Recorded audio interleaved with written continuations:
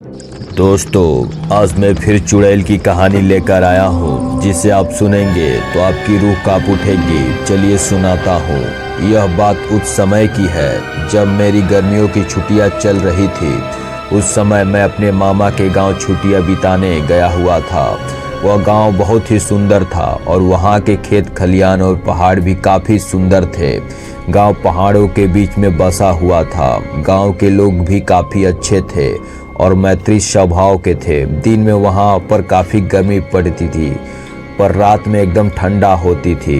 मैं और मेरे मामा रात में घर के बाहर ही खाट बिछाकर सोते थे। एक बार मैं देर रात तक अपनी मामा जी से बात कर रहा था। बातों ही बातों में मैं मामा जी से पूछने लगा कि मामा जी, यह बताइए कि इस गांव में आपने कोई चुड़ैल वुड़ैल नहीं देखी है क्या? वैसे मैं आपको बता दूं कि मुझे भूत चुड़ैल की कहानी सुनना काफ़ी दिलचस्प लगता था। मेरे मामा जी बोले कि रहने दे, फालतू में डर जाएगा और रात को ढंग से सो भी नहीं पाएगा। पर मैं भी कहाँ मानने वाला था। मैं भी जिद पकड़ ली, कहानी तो आपको सुनानी ही पड़ेगी। मेरे जिद के आगे मामा की एक भी नहीं चली। उन्होंने कहा कि इस गांव में बहुत से चुड़ैल रहती है, पर किसी को दिखती नहीं।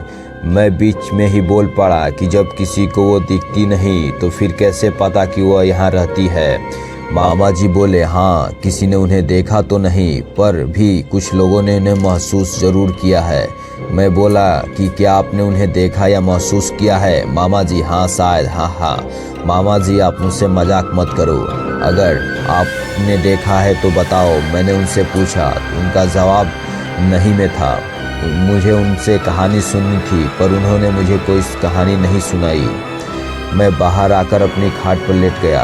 मामा पहले से ही सो चुके थे। मैं भी सोने की कोशिश कर रहा था, पर ना जाने क्यों मुझे नींद ही नहीं आ रही थी।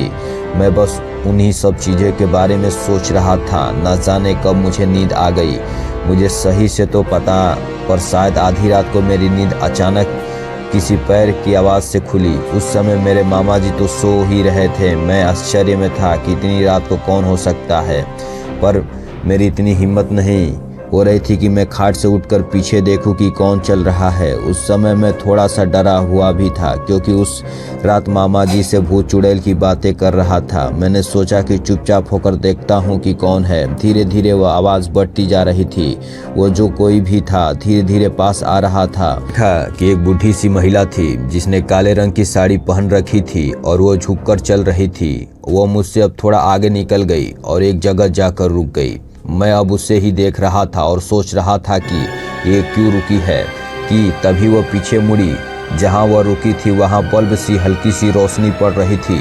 मैंने उसका चेहरा देखा और सच कहूं तो मैं उसका चेहरा देखकर डर गया। उसकी नाक लंबी थी और उसके चेहरे पर अजीब सी डरावनी हंसी थी। उसकी आंखें ऐसी लग रही थी जैसे वो मुझको ही देख रही है। मैंने अपने आंखें बंद कर ली और चुपचाप ऐसे देखने लगा जैसे मुझे कुछ भी नहीं पता हो। थोड़ी देर बाद मेरे कानों में एक आवाज़ आई, मुझे क्या लगता है कि मुझे नहीं पता चला कि तू मुझे देख रहा है? मैं एकदम से नींद से उठा। सुबह होने में अभी भी कुछ समय बाकी था।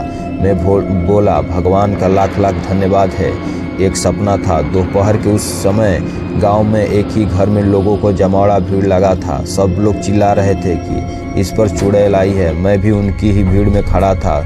सामने एक महिला पागलों की तरह हरकतें कर रही थी। सब लोग बोल रहे थे कि इस पे चुड़ैल का साया है।